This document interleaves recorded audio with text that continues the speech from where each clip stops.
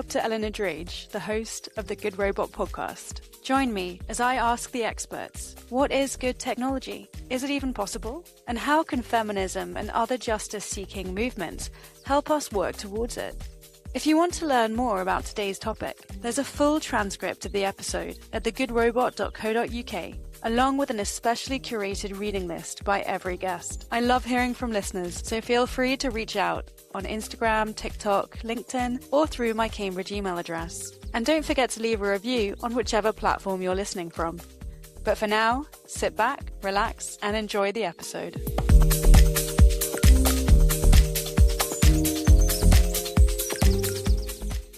I'm thrilled to be with you today. I'm sitting here with Michele Friedner, who is full professor in the Department of Comparative Human Development at the University of Chicago, and we are here to talk about her amazing book, Sensory Futures, Deafness and Cochlear Implant Infrastructures in India. And I was recommended this, and suddenly this became on the top of my list for Easter reading, which was not what I expected, but it was phenomenal. So thank you for this incredible book. First of all, can you tell us what do you do and what brings you to the topic of feminism, justice, and technology? So I'm a medical anthropologist, but I'm a medical anthropologist that mostly, I said but, and that may be important, and I'm a medical anthropologist who works with deaf and disabled people in India and internationally. I'm very interested in how medicine, technological life, social life, religious life, creates opportunities and constraints for deaf and disabled people in their lives and the kinds of disability futures they can imagine and create for themselves. And so my work has always been with deaf and disabled people as they navigate worlds that are often not of their own making, and as they work to build more inhabitable worlds for themselves. And so, initially when I started doing my work, I did not work on technology at all because what I learned from my deaf interlocutors and now my friends in India and elsewhere was that technology was not what was important for them. And this was also before the age of video calling and social media apps that allow for video connection, visual video connection. And so when I initially did my work, people were so focused on Indian Sign Language and other sign language use and other sign language speaking. And the point was to allow for more opportunities for people to learn and to speak sign languages. And so technology did not play very much of a role in that. However, when I went to India, so my first research project was in 2007 to 2015, more or less. And then when I went to India in 2016, I learned about Indian government programs providing below poverty line children with cochlear implants. And I became super interested in how cochlear implants were changing how we know, understand, and imagine deafness. And I was really interested in what spending so much money and devoting so many resources to cochlear implant was doing for families and the state's expectation for deaf children. And so that's how I sort of pivoted to focusing more on technology and focusing specifically on cochlear implantation and the cochlear implant as a technological, sensory, and social, political, and moral devices. So we are the Good Robot, and we'd love to hear your answer to our 3 Good Robot questions. What is good technology? What does it look like? How can we work towards it? Is it possible? What do you think? Well, so first of all, I love the title, The Good Robot, because I think a lot of times people with cochlear implants will jokingly say, I'm a cyborg or I'm a robot. I worked with a young woman who called herself a machine walla, like a machine person. So awesome name. And I think for me, good technology is technology that enables human flourishing in its widest sense and allows for a range of flourishing. And that includes, and also foreground, human connections with other humans, as well as the non-human the divine, the interworldly, and so on. And so I see good technology as being something that's expansive, that facilitates interdependence, and that does not result in complex dependencies on a corporation or intellectual property or other types of entity. Let's go back to basics here and think about hearing. So, what is hearing, or what is hearing to you, and why has it become so central in how we're taught to speak and listen? So this is a great question, and I will not bore you by talking about electroacoustics or sound waves, but I will talk about the audiogram, which I think a lot of deaf and hard of hearing and hearing people are familiar with, getting a hearing test, going into a sound booth, having to raise their hand when they hear certain sounds, and then also reproducing and restating words, often nonsense words and nonsense sentences. And so to me, the audiogram captures normative understandings of hearing, and people either pass or fail hearing tests. And if they fail the hearing test, if they do not have normatively acceptable or normatively understandable or normatively desired forms of hearing, they are then introduced to interventions such as hearing aids or cochlear implants. And these are designed to get people into the normative range of hearing, specifically with a focus on spoken language. And so for me, I'm very interested in how we think about hearing as a social, political, and economic practice and process that is produced in deaf children and deaf adults, through the work of families, through the work of audiologists, through the work of surgeons, and through the work of schools, therapists, and so on. So I think for me, I don't necessarily see the sense of hearing as a natural sense, and I'm very interested in general in my work in thinking about the ways that the senses, as we know them, all of the senses are produced and maintained. And they're produced and maintained by a diversity of actors, and that they are inherently political, and that there is a project that is focused on normative sensing and creating a normatively sensing person. So, as you've said, the book explores the how and the why of cochlear implants. You really dive into and explore and do some digging. Why is India really pushing cochlear implants hard as the best way of turning what is imagined to be useless residual hearing? And you can maybe explain what residual hearing is, into normatively accessible communication. So, what people would accept as communication, while, of course, stimulating the economy in the process. So cochlear implants, great for business in India, as many other places, I'm sure. So can you describe the project and your own personal experience going into it? Sure.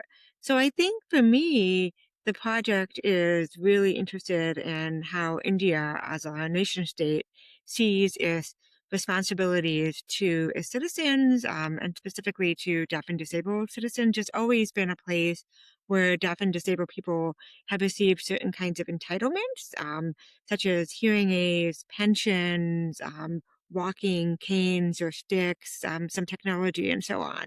And then in 2014, the state decided to focus on providing cochlear implants again to below poverty line children, and they worked with the three multinational corporate manufacturers of these cochlear implants, and they worked to get tenders, or actually not tenders, but they worked to procure devices at a affordable price. And they saw it as a nationalist project. We're getting cochlear implants for a cheaper price than they would be otherwise. We're doing this for our citizens. We're turning our citizens from deaf and disabled citizens into productive and hearing citizens. They will now be able to be independent, and they will be able to work.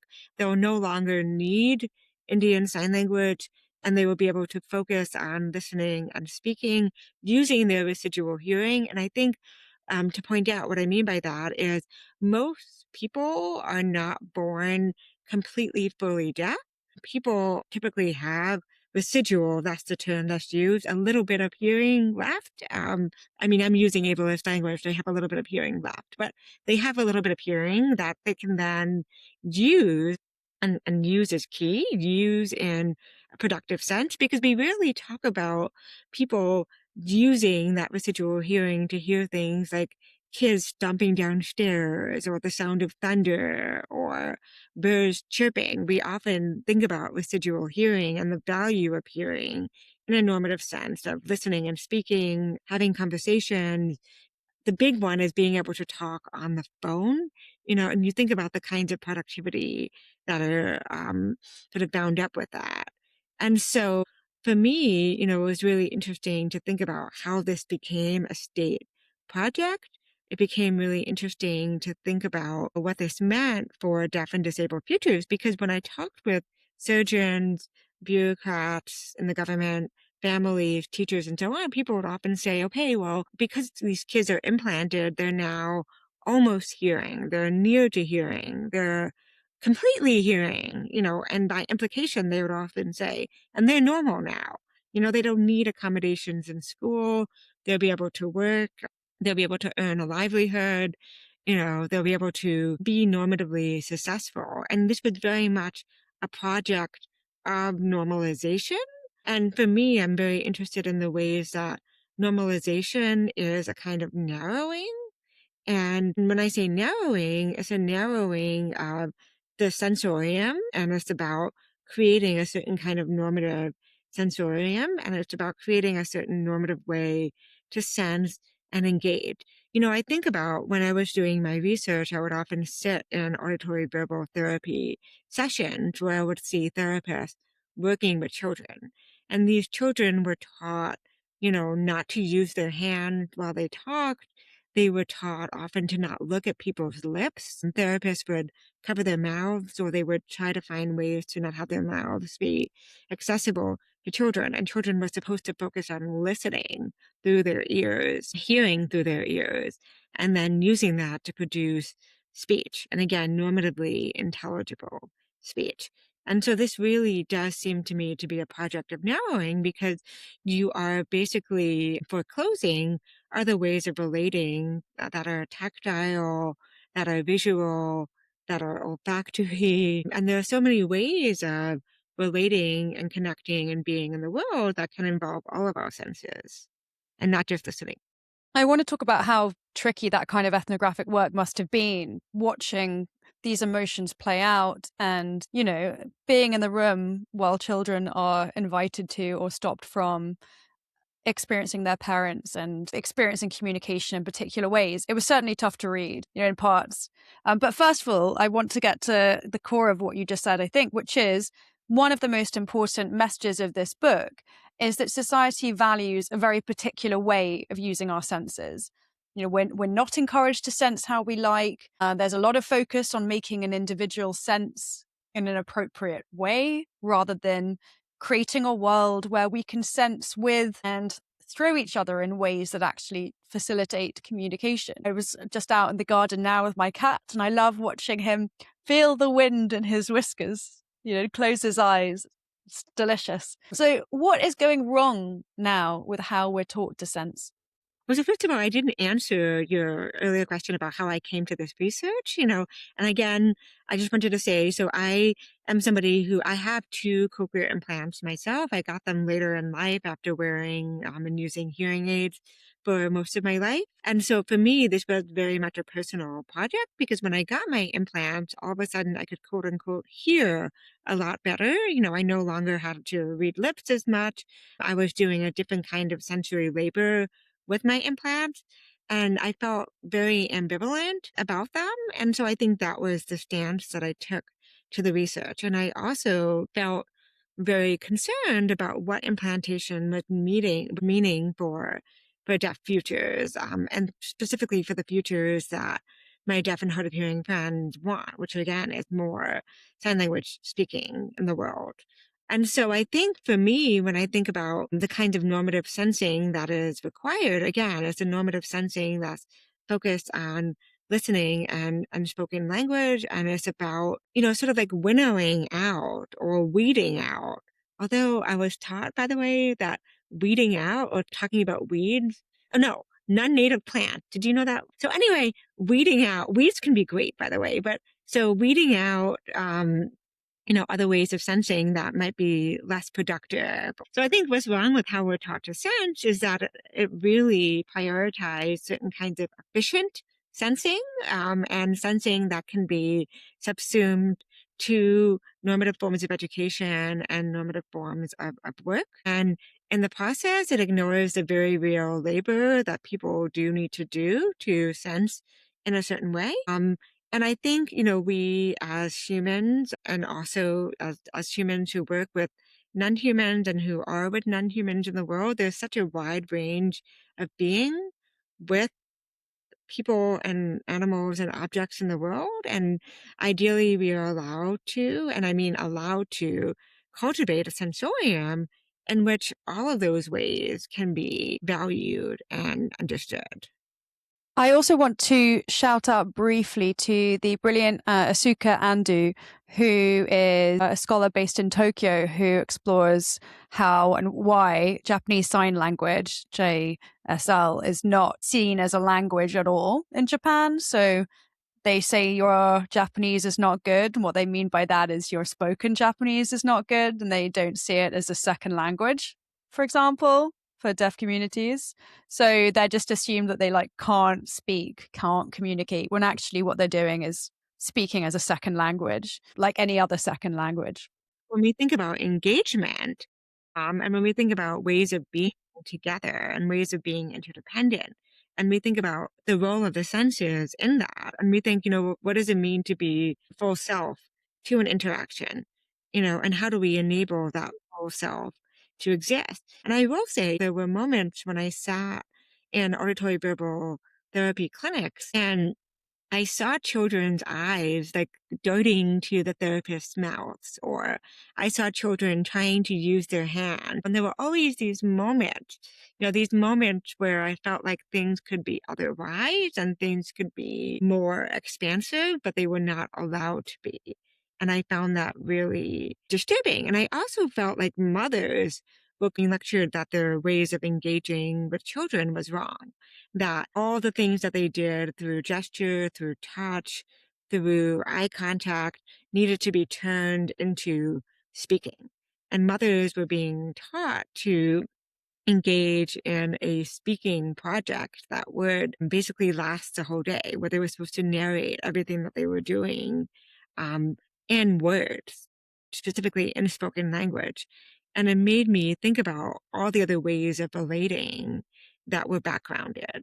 Well, let's talk about mothers, because really it is mostly them, right? That are responsible for not only uprooting their families, making these enormous sacrifices, unable to work because they're spending so much of the day, as you say, chatting like cricket commentators with their kids. They're expected to be constantly speaking to their children and adhering to these really strict guidelines, which is heartrending, as you say, covering their mouths when they speak, refraining from snuggling with their children or communicating in these other spontaneous ways, and even allowing their children to be taken away from them to live with grandparents, for example, or other people, so that if the mothers are deaf themselves. There was so much sadness here, and the mothers are obviously trying so hard to do what they think is the right thing. And I had loads of terrible allergies growing up, and my mum took me anywhere. She'd take me halfway across the country to see some specialist she thought might do something and wait in the car. So I've seen that firsthand. So what kind of emotional story are you also trying to document here? Well, I think the story that I'm trying to tell is a story of mothers who are working really hard. And to me, especially sad or problematic story because these mothers are not receiving all of the information. We often talk about the importance of giving families, and again, mothers, informed options or facts so that they can make informed choices.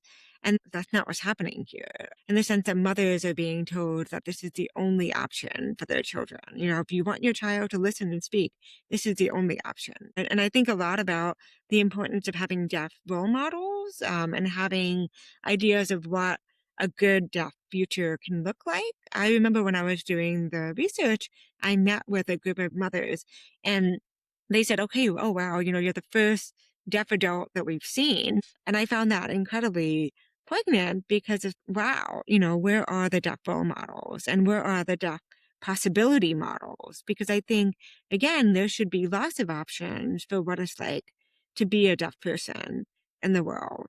And I think for these mothers, I saw them working incredibly hard, as you pointed out, doing domestic work, doing the work to maintain their household while also maintaining their child. And so maintaining their child, meaning maintaining their child's sense of hearing, so taking care of the device, which needs to be cleaned and charged and kept operating. And it was really interesting because, mothers are instructed in how to take care of the device. So it's like you bathe it, you clean it, you have it rest, so there are all of these ways that the device is akin to a child as well. So they're taking care of the device, they're taking care of the child. Their child has multiple birthdays. They have their biological age, they have their hearing age, they have their cochlear implanted age. Their hearing age is the age at which they started wearing a hearing aid, and then they have the cochlear implant age, which is the age at which they started using their cochlear implant. So they're taking their kids to therapy appointments. They're doing all the therapy exercises at home. And they're doing this in addition to being mothers and, again, maintaining households. I mean, there were a lot of mothers who also became professional therapists themselves and who made this into a career. And then there were mothers who would informally work with other children as well. I also did some research after I wrote this book. I spent some time in Pakistan looking at cochlear implant infrastructures in Karachi in Pakistan. And there I met a lot of mothers who were very eager to work with other mothers' children because in Pakistan there were fewer rehabilitation and auditory therapy resources. And so mothers would also fill the gap for other children as well. And you talked about the cleaning and the bathing of the cochlear implant as something that is not really advertised to you before you get one. There's this assumption that you are given the implant and then bam, you can hear and that's it. The implant stays in forever. When actually it seems as though the process is actually not very transparent and doctors only tell patients and mums that there's so much aftercare once they get it in. And that process is the infrastructure of cochlear implants that they are forever interwoven in, constantly having to get new batteries when there's a kind of an economic problem or a shortage that poses enormous problems going forward. So what are the kind of post-implantation struggles and why do we not talk about them? It's interesting because after you are implanted, so you have the surgery where the electrode array is wrapped around your cochlea, and then there's a period of rest and healing from the surgery, and then you go back to the clinic and your implant is activated. And then when it's activated, the external processor is placed on, and then you are given a huge kit, a gigantic unwieldy kit in which there are spare parts, so spare wires, batteries, cleaning tools, microphone covers, coils, magnets, and so on. So, families are often not told about this kit before they go. And then they receive it and they're told that they need to keep this safe. They're told about all the work they need to do to maintain the implant. And then they're also told that they need to start saving money for replacements because in India, the government program only provides care and support for 3 years or so. And then after that, families are on their own. And what's interesting is during that 3 year period, families are in a relationship with the state, essentially, with state bureaucracies. But then after that, families work directly with the cochlear implant manufacturers, and cochlear implant manufacturers will make certain processors obsolete at certain times. So families then need to save money, significant amounts of money, to buy a compulsory upgrade, which is what it's called, when a processor becomes obsolete. And, very often families have to make very difficult decisions about whether to pay for food, for school fees, or for a processor for their child. And these are heartbreaking decisions that need to be made. And so, this is something that families are told that this is a lifetime of care, that needs to be provided for the device. And it was interesting because I was talking with a journalist in India, and she was telling me, and I also heard this too, because the companies often talk about how, oh, now you're a member of our family, you're a recipient of our device, you're a member of the Cochlear family, you're a member of the Metal family, you're a member of the advanced bionics family. But families often feel like this is a hostage situation, or it's a situation from which they cannot get divorced. And that's interesting. So, to move from India to Pakistan, in Pakistan, I saw these really complex networks in which there were Pakistani immigrants living in the US and Canada who were sending processors and parts that were obsolete in the US and Canada to Pakistan because in Pakistan they were still being used. It's the same in India. Like, so in the US, processors that are now obsolete are still considered the latest models in India. And so there's a whole economy in which people are buying and selling and donating parts and processors that are obsolete in one place but can still be used in another.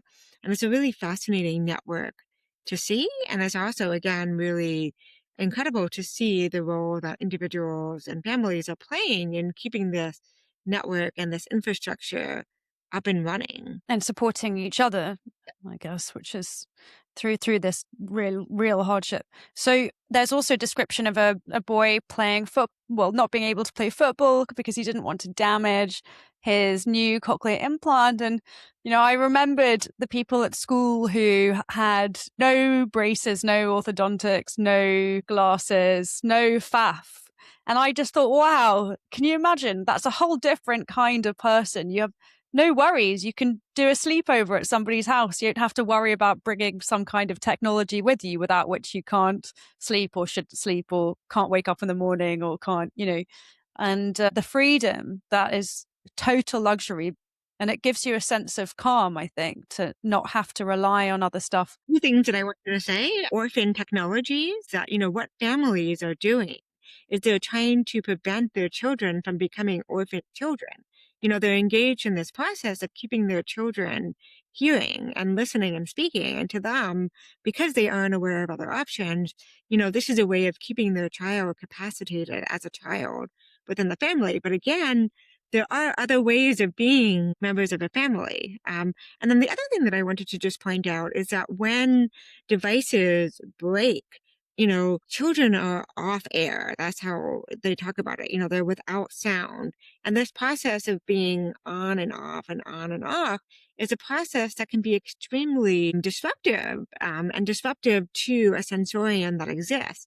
And it also brings up all of these questions for me about neuroethics, about bioethics, and about the importance of maintaining an intact sensorium and the kinds of responsibilities that the state and that companies have to enable the maintenance of a sensorium. So beyond all this chaos and this hostage situation that you describe, there are all these really beautiful examples in the book of parent-child communication that transcend linguistic and auditory communication. And I was really touched by the description of mothers peeling sweet limes and giving slices to their children and smoothing down their hair and generally using the language of care to communicate. And it's a language we take for granted, especially between parents and children.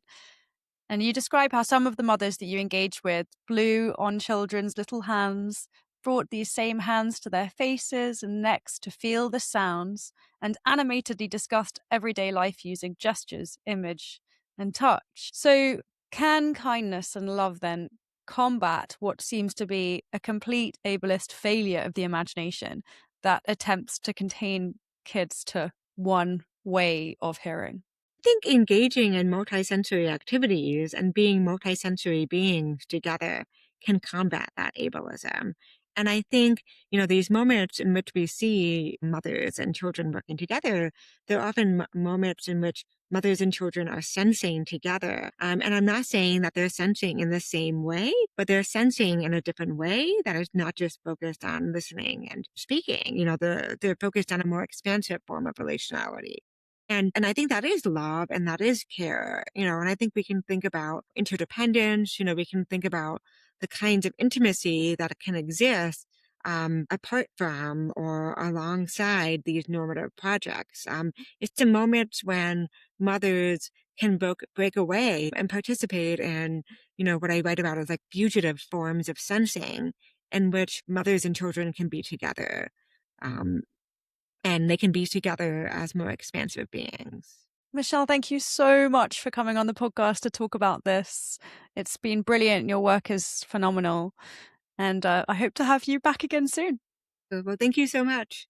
Yeah, it was wonderful to talk to you, and thank you for reading the book with such care and kindness. I really appreciate it.